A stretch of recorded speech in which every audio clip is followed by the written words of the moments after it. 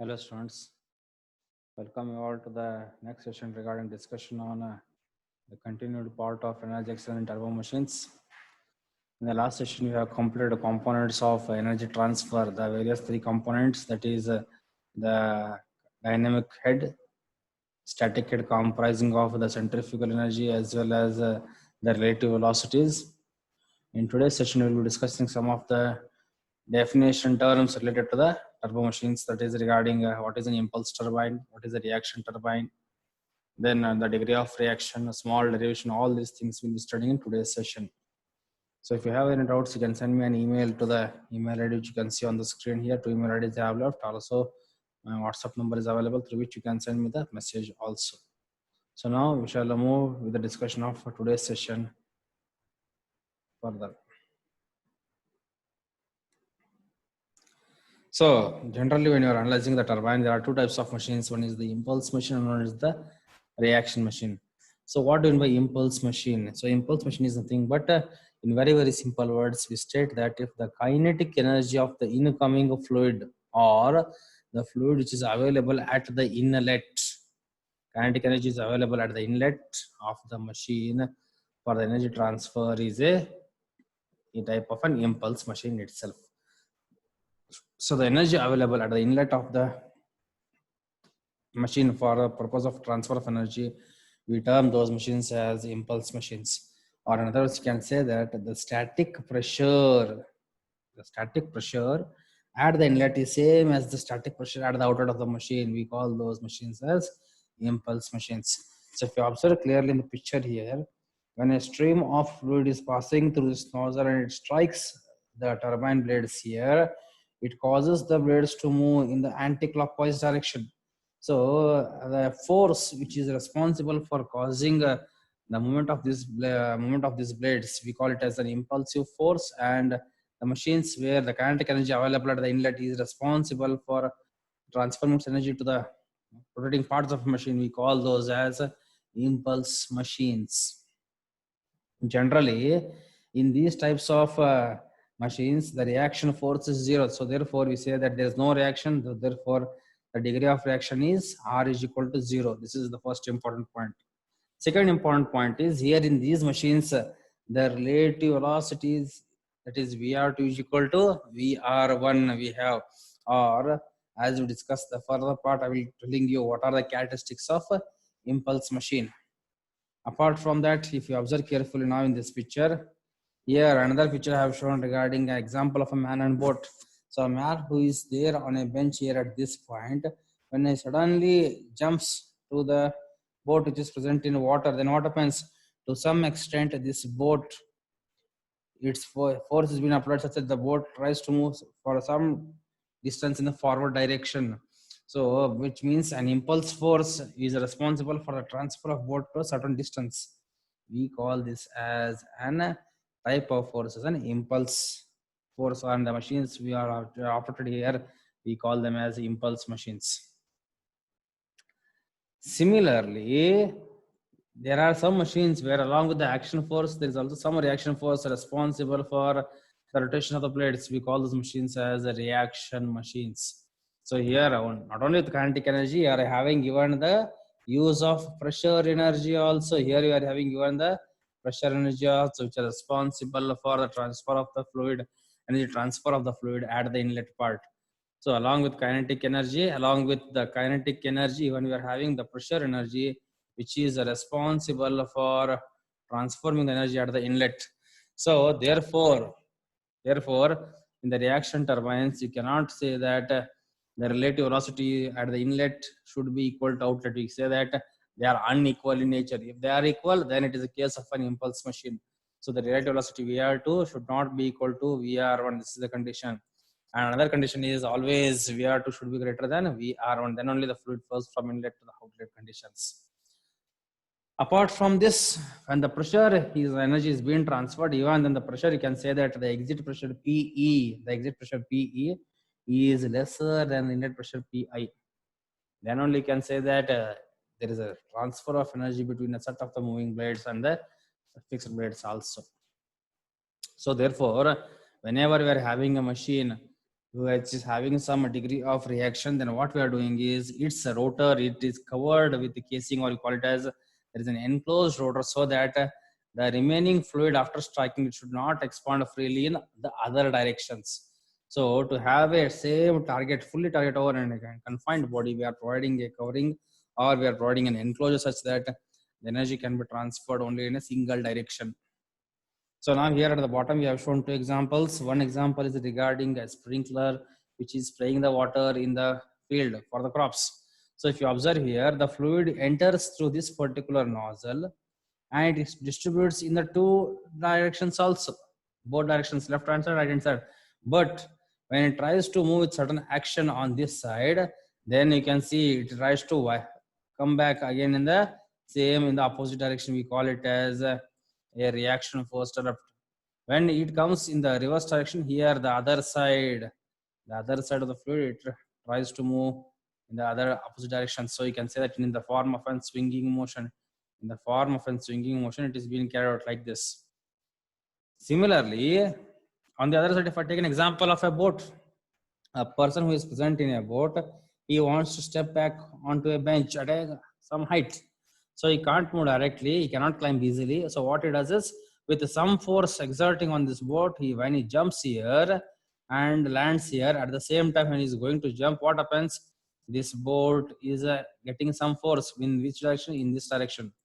The person is applying the action in this direction, the action force is applied in this direction, but there is some reaction force developed in the opposite direction. That is the reason that boat tries to move some distance in the opposite direction of that action. This is regarding the reaction machines. So therefore, there are many examples. Just I have taken the two examples for your simple understanding purpose. Now, here in the degree of reaction, in very, very simple words, the definition we state it as the ratio of static energy transfer to the total energy transfer, you can say. So static energy transfer, how does it take place? It takes place with respect to the pressure change, whereas the total energy transfer takes place to the total pressure change in the rotor. So static components, already you know, this is u1 square minus u2 square. This is one static component, and the other static component is relative velocities, that is vr2 square minus vr1 square. Both these are the static components. And to these static components, if I take or add this kinetic energy quantity, then this becomes the total energy component. So now how I can write the mathematical equation for this one, let us see here. So I say that R is equal to static head by total head. Static head, just now I told we use of the static components u1 square minus u2 square plus vr2 square minus vr1 square, that is static head. So I am writing as change in enthalpy for the static head to the change in enthalpy for the total head. Yes, this is the equation which I am saying. So these two terms, as I said, one is related to the centrifugal energy and one to the relative velocity of the absolute fluid at the inlet conditions. That is these particular things. And remaining at the bottom, all these three heads together, we term them as total head. We term them as total head. So therefore, what you can say for this one is, on simplification, I get R is equal to u1 square minus u2 square plus vr2 square minus vr1 square to the denominator. Name it as equation number 1. Where already I told you, these both are the static components, whereas the terms related to the velocity v1 and v2, they are coming under the dynamic component. So if I replace these entire equations by these symbols, then our equation becomes R is equal to S divided by D plus S. So this particular equation, if I want to replace the terms which I have written on the screen, so the simply representation, how I want to replace for this, I am using the term S. Then for v1 minus v2 square, I am using D. Between there is a plus sign, and again both these quantities I am using S. So it is R is equal to S by D plus S. So once I use and do the simplification part, I need to get the value of R in the term of degree of reaction, in the form of degree of reaction. So in the simplification, or you can say that d by s plus 1 is equal to 1 by r I get, or d by s is equal to 1 minus 1 by r minus 1, or on LCM I get as s static head is equal to r divided by 1 minus r into dynamic head. So static head we know u1 square minus u2 square plus vr2 square minus vr1 square, whereas dynamic head is v1 square minus v2 square. So another important note is always keep in mind the value of a reaction force. It may be 0, it may be positive, or it may be negative. Suppose if the value of reaction force is equal to 0, suppose if the value of the reaction force is equal to 0, then we call that particular machine as the impulse machine, and is there is conditions vr1 is equal to vr2. So this is the next factor we need to learn, that is the utilization factor.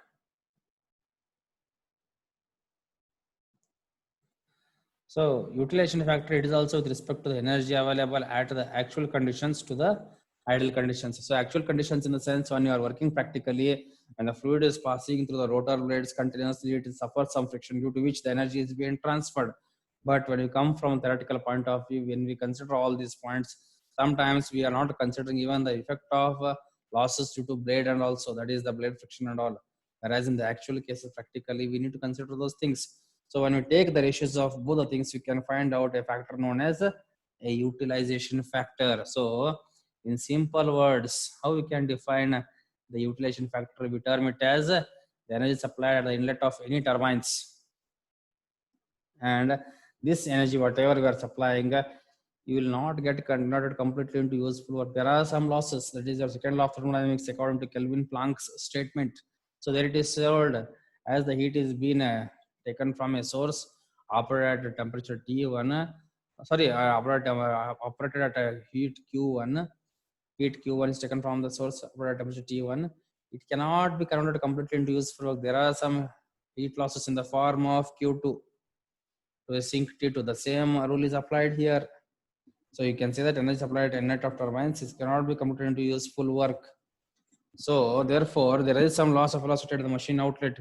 So we say that the ratio of ideal work transfer by the rotor, to the energy transferred to the energy supplied to the machine. So therefore, this utilization factor is also known by another one name. We call it as diagram efficiency. So now if you try to write mathematically this particular equation, how we can write? We write it as epsilon is equal to energy utilized by energy available. So utilized, as I told, the energy is available is the thing, but we are considering the effect of or combination of or sum of both the absolute kinetic energy at the inlet along with the pressure energy, and considering the relative change in relative velocities of the fluid. So this is very, very important things. So when you're considering the energy available, you should consider all the components together and the heights.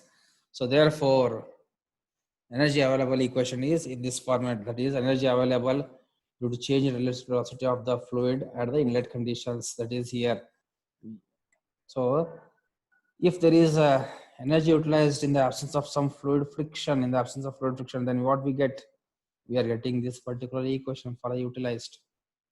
The only difference between the energy available and the energy utilized is you can see here in the energy available, the V2 term is minimized or it is becoming 0. So with respect to energy available and energy utilized, the ratio which we get, it is nothing but the utilization factor. So therefore, according to the definition of utilization factor, we are writing here it once more. We are substituting it. What you can do, a small algebraic manipulation is for the energy available. You add V2 square by 2G, see, minus of V2 square by 2GC only in the denominator part, that is the energy available. So if I do this one, there is no change in the denominator part of the expression. So on adding these terms, what happens? It takes the similarity of the energy utilized with some losses. What are that losses? Let us see here now. So therefore, it can be written as in this form as you can here you can see I have done the algebraic manipulation which just now I have suggested. I am adding v2 square by 2gc and again I am subtracting v2 square by 2gc, which means there is no change in this particular equation. So what I can get then, both they are related to the energy. One is the utilized energy, which we call it as energy, the ideal conditions. Another one is the energy to the ideal with some losses, that is v2 square by 2gc. These are some of losses. So now it is thing what utilization factor is equal to energy ideal to the sum of ideal plus losses in this particular derivation. So therefore, if you go for Euler's turbine equation, we are writing in this form, or our equation is in the form of velocity components u1 v1 minus u2 v2 to the ideal case divided by the ideal case of the velocity components plus at the exit, that is v2 square by 2gc. So it's in the same way, another definition we are discussing is the Vane efficiency. So the Vane efficiency is nothing but now here we will be discussing regarding the actual energy transfer to the ideal energy transfer across the rotor.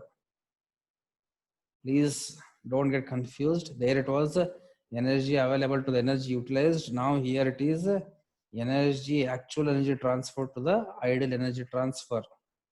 So we are writing this as u v1 minus u2 v2 to the actual case with respect to the u v1 minus u2 v2 with respect to the ideal case, or it is actual work by ideal work. This Vane efficiency is also termed as blade efficiency in textbooks. So please do remember this definition. It will be asked for 2 marks in the examination and you have to write it along with the mathematical equation also. Similar, another one term left is the hydraulic efficiency, and we say that this hydraulic efficiency, it is the product of mechanical efficiency and it is a product of utilization factor and the Vane efficiency, product of utilization factor and Vane efficiency. Or you can define it in this fashion also, that is hydraulic efficiency is defined as the ratio of again same the actual energy transferred by the rotor in presence of what, considering the fluid friction between the fluid flowing as well as the machine parts. In the presence of fluid friction to the energy available to the rotor will give you hydraulic efficiency, which you can write it as eta h is equal to actual energy output by hydrodynamic energy from the fluid. Or if the value of mechanical efficiency becomes equal to 1, then you can say that the hydraulic or adiabatic efficiency value is the same as that of the utilization factor. So in today's session, these terms which we have discussed, they will be asked in the examination of each term for 2 marks. So you have to write the definitions as well as its mathematical expressions also. Okay. So today we shall stop here. If you have any queries, you can send me an email to the email IDs which you have left at the starting of the page along with the contact number also. And the next session we will be discussing some simple problems along with a small derivation between the degree of reaction and utilization factor. Thank you, students.